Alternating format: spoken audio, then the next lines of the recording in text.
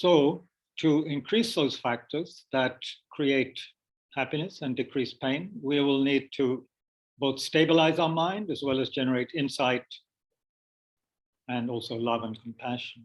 So in this session, we'll start with the stabilizing, with the so-called Shamatha practice, tranquil abiding, which is basically helping us tap into our basic sanity, our basic capacity to be calm, clear,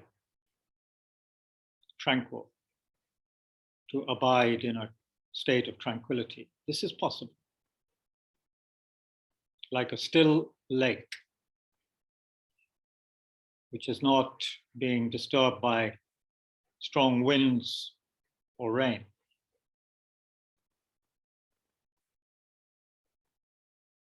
To do that for us now requires a little effort because due to habits, our mind is often generally disturbed to some extent. It is restless. It's on the move pretty much all the time. And even in sleep, in dreams, it's moving. Movement is not bad, but here we are going to generate a state of mind that is able to maintain a sense of calm and balance without getting caught up in for or against, good and bad, like and dislike. So please bring the attention to the breath. Sensation of breath as we breathe in and out.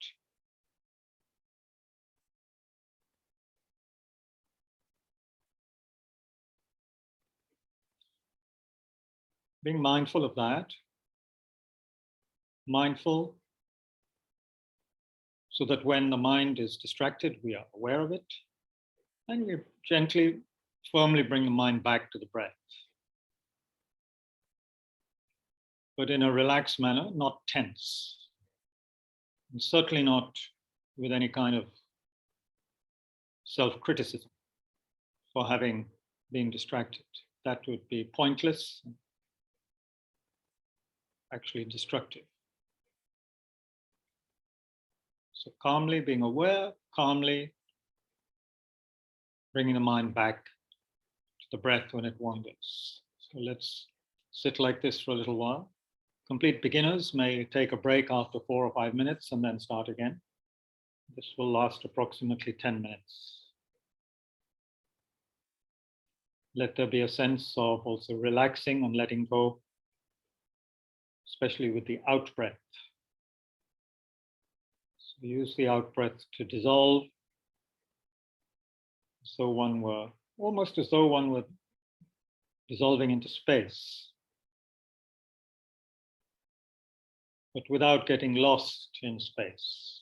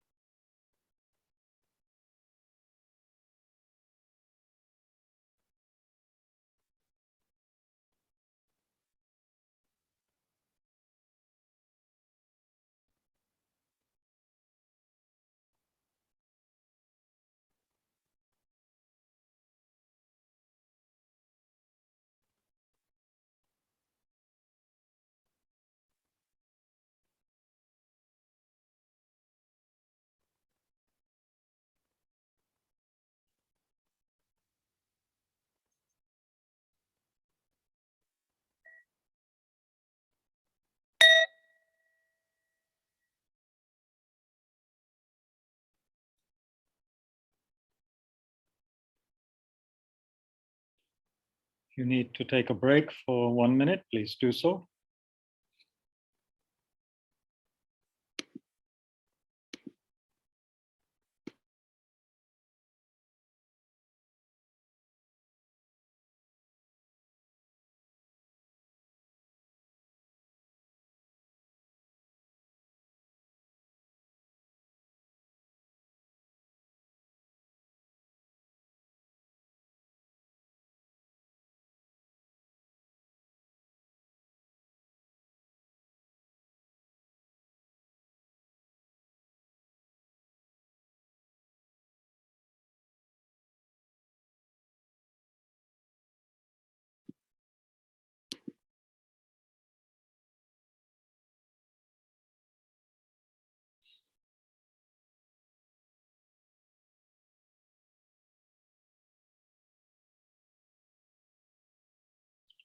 Okay, so I thought today and most probably tomorrow morning also, excuse me, today and tomorrow morning, we'll look at the loving kindness practice, immeasurable loving kindness practice from slightly different angles, keeping in mind the overall way that it is worked with in the Mahayana tradition, great vehicle tradition, which emphasizes, as most of us know, the aspiration towards highest enlightenment, towards Buddhahood, awakening our Buddha nature, so that we may fully flower into fully awakened Buddhas in order to be of great benefit to others, and in fact lead others on the path to that same Buddhahood. So we'll start with, again, 1 minute of centering, bringing ourselves back into the present in case we have already gone somewhere else. So come back to your present body and mind, sitting on your chair, a cushion, wherever you are. And to your breath, which we are so grateful for. We are still breathing in and out. Did not die last night or during the day.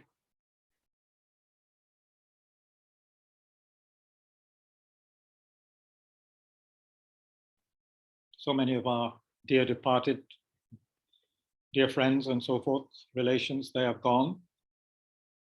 They were also breathing in and out like us, and for some of them, they didn't realize perhaps that death was so close, so near.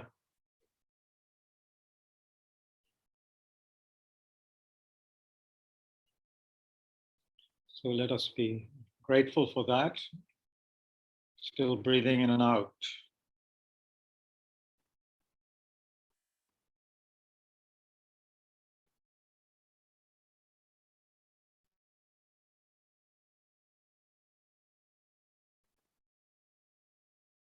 So as has been noted many times by intelligent people, wise people, a lot of the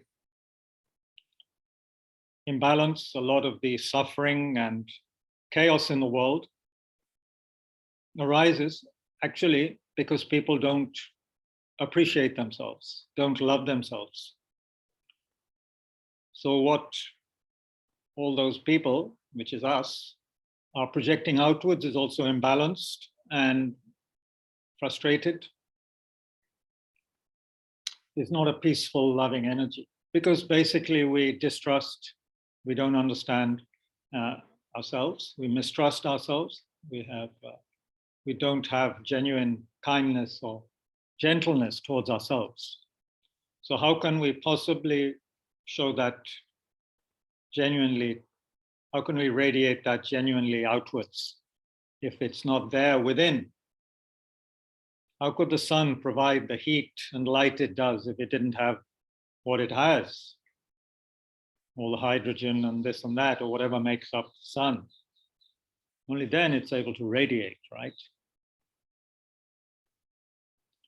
So we have this powerful radiator within us, but or radiation, let's say, but right now it is covered over with a lot of the garbage of conditioning and mistrust, and likes, dislikes, fears, expectations, so on and so forth. Basically, all the clutter of ignorance, aversion, and attachments. So first of all, we need to generate that sense of appreciation for ourselves. That can come by slowing down, paying attention, and not taking our thoughts, our wandering thoughts, too seriously. We can begin to appreciate the natural peace and balance that exists in our mind when we leave it alone and stop stirring it up unnecessarily.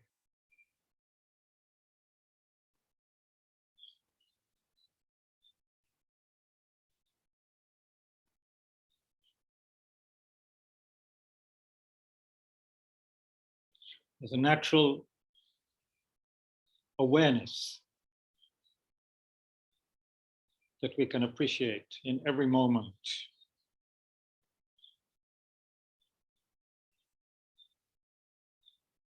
Like a mirror that is just reflecting what is there without being stained by it. The most horrific or most marvelous things could be happening in front of a mirror, but the mirror stays a mirror. It doesn't get affected. Even if it gets spattered with blood, the blood can easily be washed away. It doesn't affect the intrinsic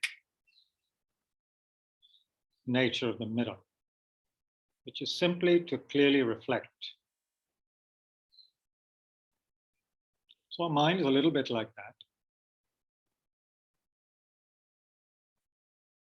And also a little like space. It's likened to space, in which anything can be accommodated. The space is not really affected.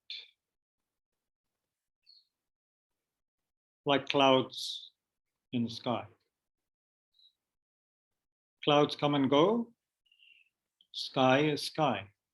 Space is space. Unobstructed, vast.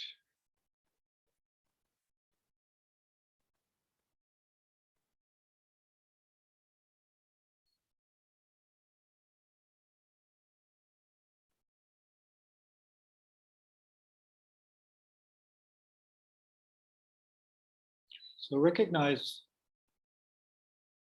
not just that, but also the fact that all of us, not only do we have this wish for happiness and to avoid suffering, which is a marvelous thing to have, it makes so much sense, but we have also engaged in many, many positive, we could say life-affirming, happiness-producing actions, even in this very life, through our body, through our words, and through our thoughts. So please bring that to mind, that whatever we think of ourselves right now, we are not just some kind of undiluted bag of mistakes or darkness. Sometimes it might feel that way, but we are not like that. We have so many sparks of goodness.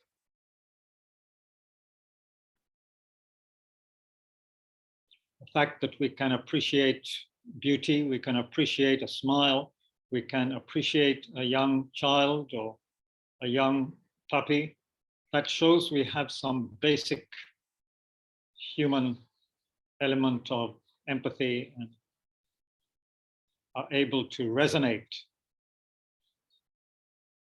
with that which is beautiful or joyful,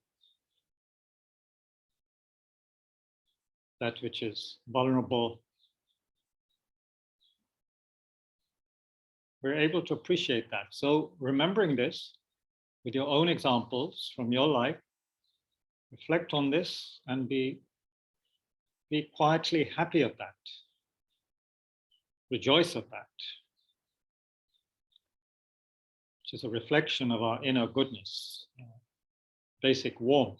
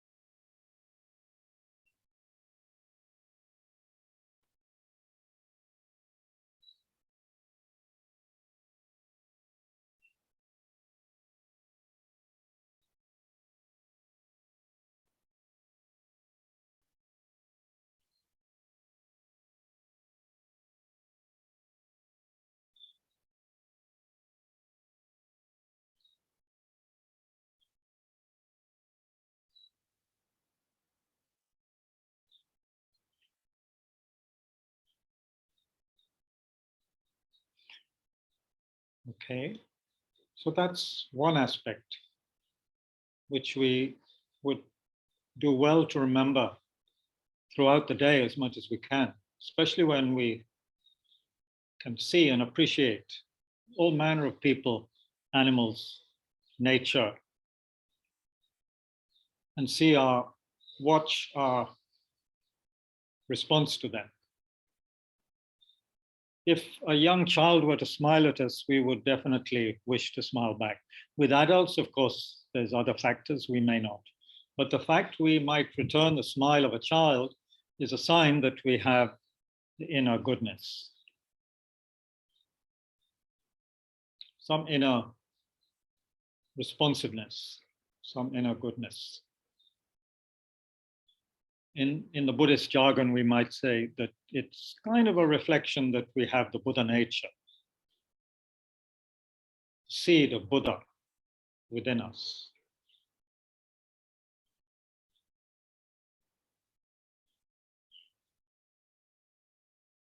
And if someone is sick or injured, and again, especially if it's a young person or an animal, often we do feel instinctive sympathy, empathy, and we are often even roused into compassionate action to help that being.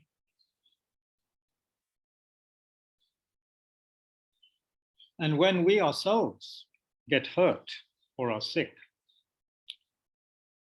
almost always we try and do something to help ourselves, or we ask somebody to help us. If we don't, then this is work that needs to be done. We need to say, why? How might one generate more gentleness towards oneself? How is one really that different from anybody else in being worthy of being helped if we need it? Why are we so different? Why am I so different? We should check. And maybe the reasonings will not be so valid.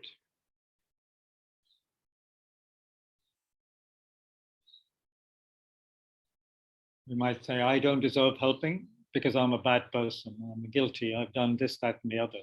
Well,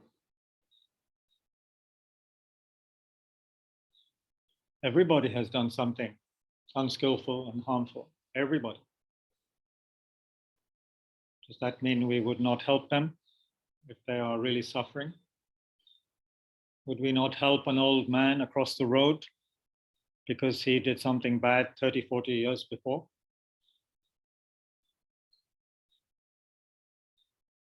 Bad in the sense harmful. So we can engage our critical mind to reflect in an intelligent way.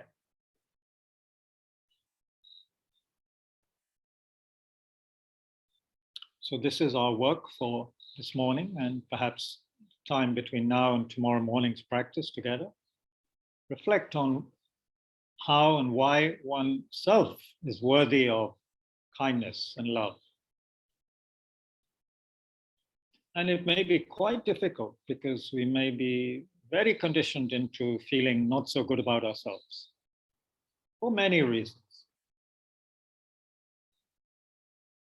May have had very ambitious parents or relations who pushed us very hard, and we feel we couldn't attain the levels they wanted us to attain, the marks they wanted us to get in exams, whatever it is, so we don't feel good about ourselves. So reflect on those things and see how they are so very superficial, not worthy of spending a lot of energy on. What unites us with others? We need to look at that.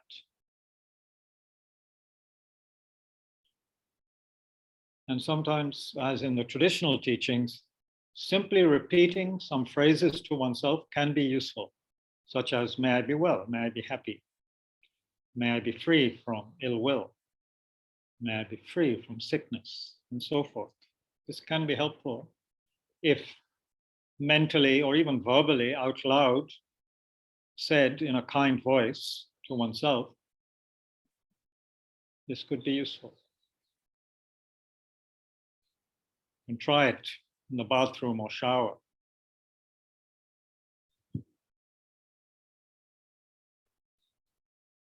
Or while you're walking on the morning walk, which I hope some of us are taking.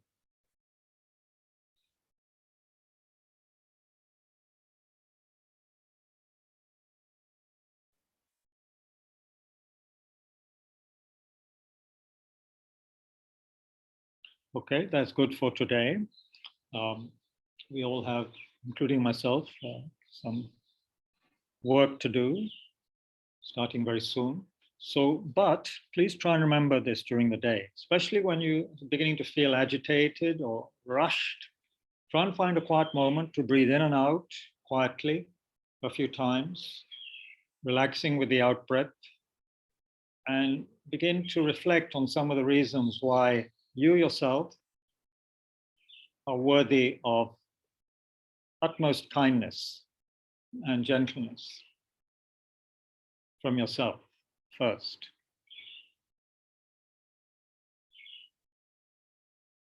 Which does not, of course, mean stuffing ourselves with chocolate if we like chocolate. That might not be so kind. It's not very wise. So how can we be wise and kind to ourselves? This is something very worthwhile to reflect on.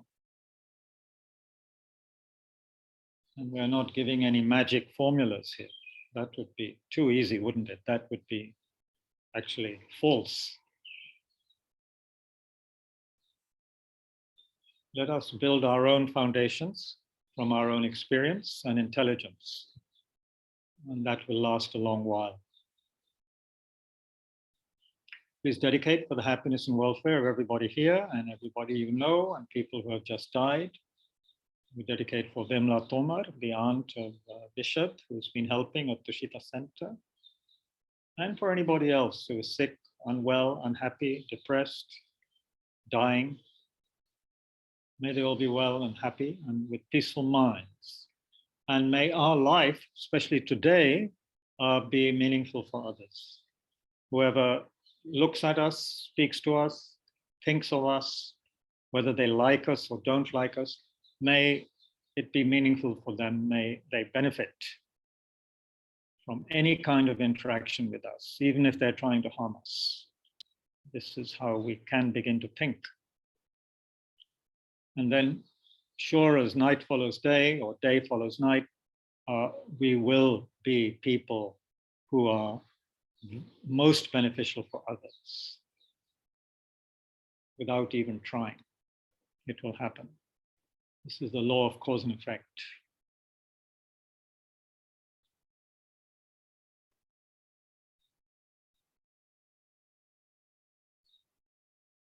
So depending on where you are, please have a very good evening or very good day. Thank you all very much for making everybody's 45 minutes worthwhile.